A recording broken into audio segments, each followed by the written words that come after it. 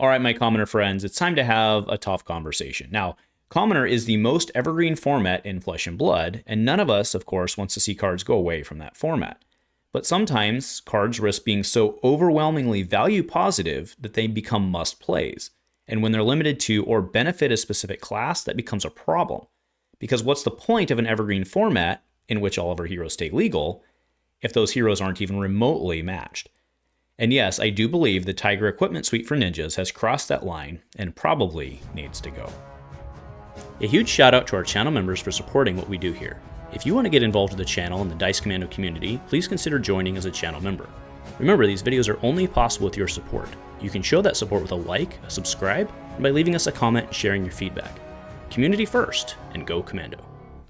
Hey there, my Flesh and Blood friends. Welcome back to Dice Commando, and go again, a fabulous cast. And thanks for tuning in for another installment here of Dice Commando here on the channel.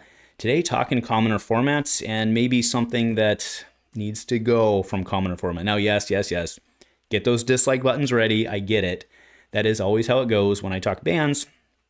And I honestly do get it, right? Especially in the commoner format, right? Where we've gotten very used to, and one of the bonuses of the format is that everything's easily accessible, right? And you can play a wide variety of stuff and stuff doesn't go away. So when something actually goes away from the format, that can be a feel bad, right? I get it.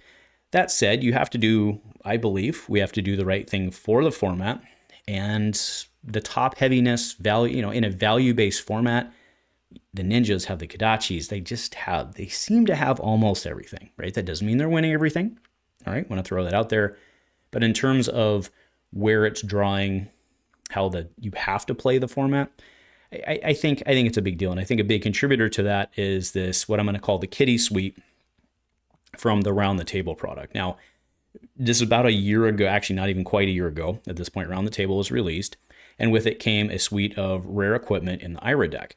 Pretty awesome stuff. Now, I honestly, when it first dropped, I thought Mask of Three Tails was going to be the problem. But I was wrong, right? And first off, Mask of Three Tails, now that I've played it a bunch, it actually procs less than I thought it was going to when I first saw it. The actual problem, or what I've identified as being too strong, are the other three pieces combined. Now, that's a bit of a misnomer statement because Tearing Shuko was actually from Dynasty, so we had already seen that. But together it forms the suite, so it just makes sense to talk about the RTT kitty package is how I'm going to be referring to it. And again, I want to acknowledge, I know that Tearing Shuko was already in existence and isn't technically in that bucket. But again, they all came out together. So I think that's fair. So what am I specifically talking about? So across the screen right now, you see the three pieces in question. So there's the chess piece, Blood Scent. So instant, destroy this, gain a resource. Activate only if you've attacked with a Crouching Tiger, Battle Worn 1. Tearing Shuko, instant, destroy it. The next Crouching Tiger you play this turn gets +2, Battle Worn 1. And Pouncing Paws, instant, destroy this. Create a Crouching Tiger, right? Creating the thing that you need to do the other two things. And you may play it this turn, and that is, of course, the leg piece. Right? So you can immediately see what those do. You tear, the claws and the feet together create a 2-cost attack.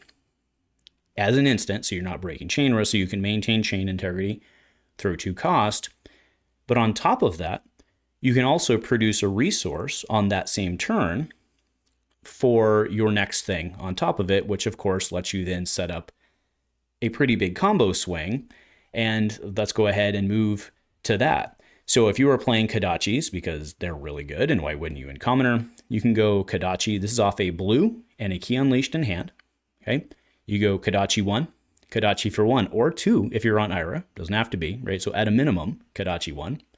You then come with your Crouching Tiger for 2. And then, again, working off that blue pitch, popping your chess piece for the extra resource, you go Key Unleashed, coming in for 7. Okay, so that's coming in for 11, 12 with Aria, across 4 attacks off of a 2-card hand. Okay, so I just asked the question, right? Can anyone else in this format throw up 11? Or actually, I'll say in any format, really? I mean, obviously, since these are legal in other formats, you can do what you follow, right? But functionally in commoner, can anyone else come even remotely close to throwing up 11 on a 2-card hand using equipment that also blocked 3? The answer is no. Now, yes, you have cross strap and you have Goliath gauntlets. So with Guardian, you could get off a 5/9 for 11 with a single blue pitch. That would be a 2-card hand. The first problem with that is, at least as of today, there are no 5/9s in Commoner, and I think that that likely is intentional, okay, in terms of them making them rare cards. And I also want to acknowledge there's no dismissing the nastiness of a gauntleted thump, right? Super nasty. Dominated on hit, discard in a low armor format is pretty gross. That's why I like my Boar Bravo, right? But even with all of that threat that we just mentioned with cross strap and gauntlet, which again, anybody can play, generic equipment, it doesn't match the raw output of the RTT kitty package. And the RTT kitty package also blocks for 3 because they have battle worn, and they stay on the table because they have battle worn. Cross strap and gauntlets do not block, right? Not so much. And then on top of that, just kind of ask yourself, again, you know, there's theme and then there's game, and especially in something like Commoner, they don't always converge. We get that, right? But ask yourself, is the class that should be able to get the most value out of their blocking equipment, should that really be Ninja, or should they maintain agility? Or they're not agility tokens, that would be the Warriors, right? But should they maintain their agile nature and have probably Blade Break? And now, again, I do think that's primarily the main issue in the format. I'm not saying with these pieces of equipment for what they're functionally designed to do within the game itself, but I do think that within the Commoner format themselves, these being battle worn is really the issue. I don't think anyone would functionally have a problem. We like to do cool things, right? Especially in Commoner, right? Because it's harder to make it happen. We like to do cool things. It's fun, right? It's cool to be able to do your combo. But this is a pretty repeatable combo. Not that difficult to do. Keeping in mind that, you know, you don't have to actually do Ki Unleashed. It could be one of the other card, right? It could be a flying kick. Granted, you know, flying kicks are good, right? Non-dependent hits and all that stuff, right? So there's a lot of other options you can come in for. It's very repeatable, very doable. And the fact that these can block 3, I think is pretty good. I don't know that anyone would have a functional problem with these cards if they were Blade Break, right? Or if they were 0 block or whatever. Kind of like how, again, not everyone, but many classes play cross strap and gauntlets, or one or the other, right? And again, that's something we've become very used to in Commoner, and it's fair because everyone has access to it. Everyone can do their things. So that brings me back to kind of my original point, in that what this enables the Ninja class to do specifically, also again with Kodachis and having your long chains and just a consistency of multiple attacks, it's very, very, very strong. And the consistency of it feels, I think, a little unfair. So I do think it's time to evaluate maybe considering whether these belong in the format or not. So anyway, that's my case.